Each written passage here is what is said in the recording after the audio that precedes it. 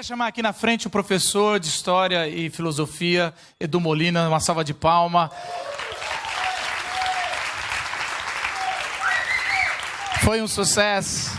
A última vez que a gente fez o Universo HQ, ele foi um sucesso. Ele tem um canal no YouTube, no Facebook, a Geek História, e aí ele muito gentilmente agora acompanha a gente nas nossas séries de cultura pop, geek, e ele acabou de fazer uma tatuagem do Darth Vader. Eu tive que falar, né? Ele não fez ainda, não teve coragem de fazer ainda uma de Jesus. Ele falou lá mas sim, tá ganhando, ainda falta uma conexão maior. Mas a do Darth Vader já tá aí, tá legal. Você fica à vontade, querido. Valeu. Fala, galera. Obrigado aí, Marcos. Se a mulher dele assim não assistiu nada, a minha assistiu. Mas acho que é pior porque ela falou que não gostou. Então, assim, eu até falei pra ela, ainda bem que assim, eu falo isso depois de casado, né? Porque senão a gente já ia rever, né, esse lance do casamento, né? Mas, assim, consegui fazer ela assistir, pelo menos. Alguma coisa ela já entende. Ela não entende muito esse negócio de ser muito nerd e tal. Ela ainda tem dificuldade com isso, mas... eu vou falar, essa raça nerd é meio complicada às vezes, né? Então, nem culpo muito ela por isso, né? A gente vai começar, né, essa série falando dos vilões. E é engraçado porque, assim, acredito que a maioria que tá por aqui conhece O Senhor dos Anéis. Já assistiram o filme, talvez já leram o livro. E por isso que às vezes é difícil a gente conseguir conversar com a galera que manja do negócio. Porque é um público mais seleto, né? Uma das coisas que me chamou a atenção quando a gente foi começar a pensar nisso daqui foram justamente alguns comentários, né, que surgiram no Facebook lá da Glocal. E aí teve um que me chamou a atenção, a gente estava até conversando sobre isso. O cara falou, olha, gostar dos vilões é legal, tal, mas, pô, do Sauron, tipo, quem gosta do Sauron? Eu falei assim, pô, cara, quem curte O Senhor dos Anéis entende pelo menos um pouco dessa saga do Sauron. E, na real, né, o Sauron, ele é um cara que não surge no Senhor dos Anéis. É um cara que já está presente lá no Silmarillion, né? A primeira aparição dele está no Silmarillion, quando ele era ainda um tenente, né, do Morgoth, que era o grande senhor ali da época, né? Então o Sauron, né, tinha ambições de se tornar, né, o manda-chuva do negócio, e ele espera alguns vacilos do Morgoth e toma o lugar dele. No filme do Hobbit, né, que recentemente no cinema, e no livro, né, do Hobbit, ele aparece, né, também como um feiticeiro de Angmar. Então ele já não tem mais a forma física dele, mas ele aparece ali, ele já começa a assombrar um pouco da ideia da Terra-média. E aí no Senhor dos Anéis, né, que é o mais conhecido, a obra mais conhecida ali do Tolkien, e talvez ali no cinema, né, uma das grandes trilogias aí da história do cinema, né, que o Peter Jackson conseguiu até superar a expectativa, acho que da maioria dos fãs ali do Senhor dos Anéis, né? Então, no Senhor dos Anéis, que é o grande foco que a gente pretende dar aqui nessa figura do Sauron, é justamente a ideia da guerra pelo anel, a guerra do poder. Segundo Tolkien, eu vou ler para vocês aqui, o Tolkien ele define, né, o Sauron como a própria personificação do mal. Ele não fala, olha, ele é maligno, ele é diabólico, não, ele é o próprio mal. E aí ele fala sobre o Sauron dizendo que ele é o mestre no ardil, na dissimulação, habilidoso em palavras e no convencimento, poderoso nas traições. Admirado pela maioria, sua principal forma de dominação era atiçar a fagulha do mal que havia dentro de cada pessoa, alimentando a chama do orgulho, cobiça e desejo de poder. Então essa é uma definição que o próprio Tolkien acaba falando sobre ele. Isso aqui está nos escritos paralelos ali do Contos Inacabados, porque para o Tolkien é uma figura um tanto quanto complexa. Então não é lendo um livro do Tolkien que você acaba entendendo bem a pegada toda. Você tem que ler uma série de livros, uma série de obras, anotações, para você conseguir entender como ele desenrola a história em toda a Terra-média. Então, a primeira vez que eu li O Senhor dos Anéis, eu tinha 12 para 13 anos, e foi quando eu comecei a jogar RPG. O cara chegou e falou assim, você quer jogar RPG? Você tem que ler O Senhor dos Anéis, porque a base do RPG é O Senhor dos Anéis. E aí ele me emprestou o livro para ler. E era um português de Portugal, porque aqui no Brasil, cara, era raro ter isso aqui. Então, a primeira vez que eu li a obra foi num português de Portugal, foi difícil pra caramba, né, mas eu consegui terminar, e a partir daí, não só joguei RPG, né, mas passei a entender um pouco melhor como o Tolkien constrói toda a saga dele. E o Sauron é uma figura enigmática ao longo da maioria das aparições que ele tem ao longo das obras todas, né? Tanto no Silmarillion quanto no Hobbit, algumas menções nos Contos Inacabados e o Senhor dos Anéis, que é onde realmente se dá o grande confronto, né, do Sauron tentando recuperar o Anel, tentando recuperar a sua forma física para conseguir conquistar toda a Terra-média. A grande jogada, né, do Sauron com relação ao Anel é que quando ele forja o Anel em segredo, ele acaba colocando um pouco do espírito dele no próprio Anel. Por isso que o Anel ele ganha essa figura de um Anel de poder, por isso que ele é um Anel, né, carregado de magia, e é por isso que ele consegue dominar, né, tanto os homens quanto os anões. Os elfos, quando descobrem dessa traição do Sauron, eles não deixam o Sauron botar a mão nos anéis dos elfos, por isso, né, que esses anéis dos elfos eles ficam intocados e ele não consegue dominar os elfos.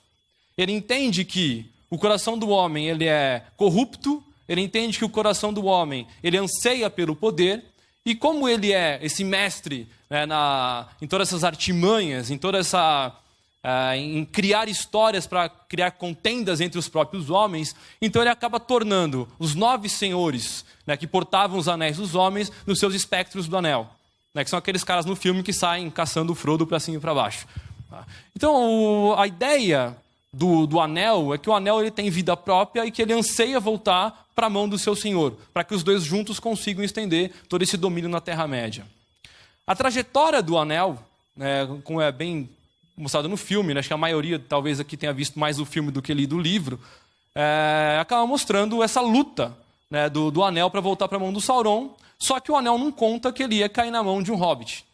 O hobbit é descrito como uma das criaturas mais puras que existem na Terra-média.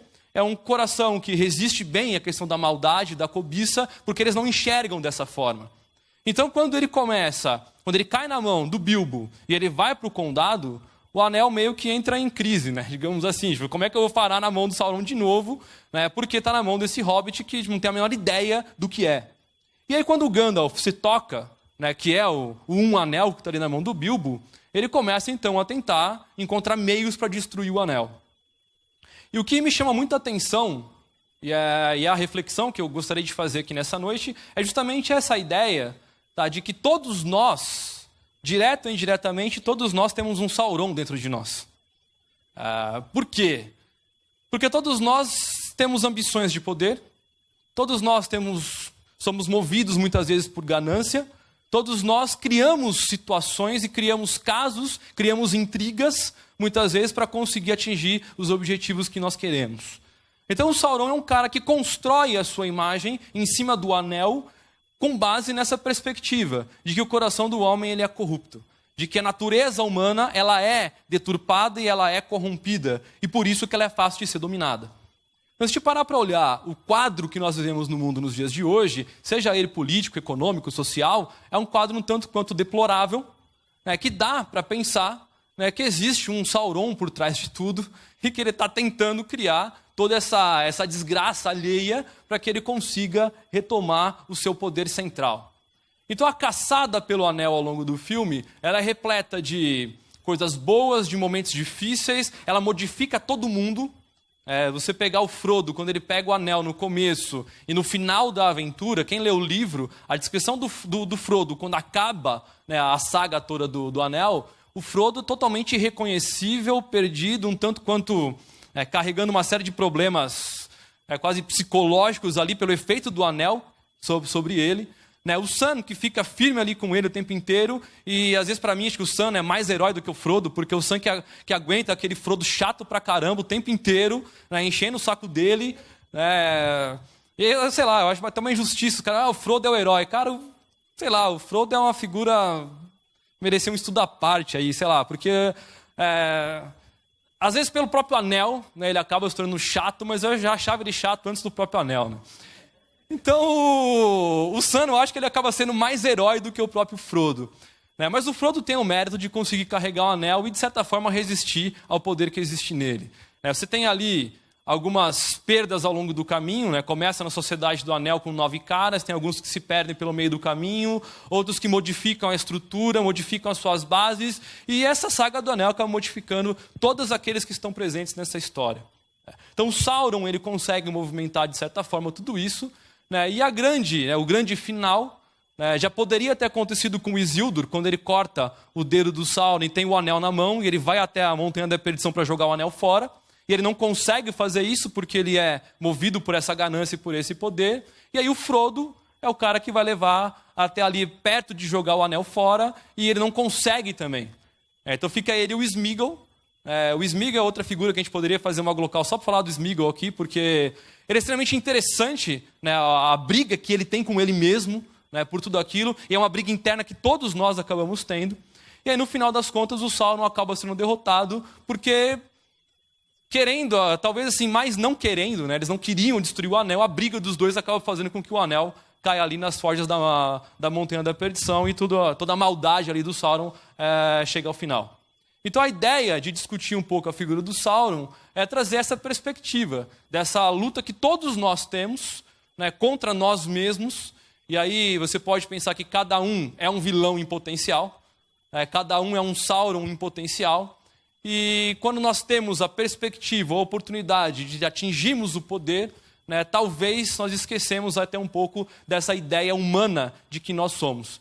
Basta a gente olhar para a situação do mundo, né, a situação dos refugiados fugindo por conta de guerra, de destruição, a briga pelo poder e a ganância entre as nações, acabam revelando um pouco dessa natureza humana bem decaída e bem complicada que todos nós temos. Então a ideia era trazer um pouco dessa reflexão do Sauron para vocês aqui nessa noite, e aí depois o Marcos acaba fechando essa ideia toda aí com vocês. É isso aí. Valeu. Tudo que a gente mais deseja, mesmo não sabendo bem do que se trata, tudo que é sorriso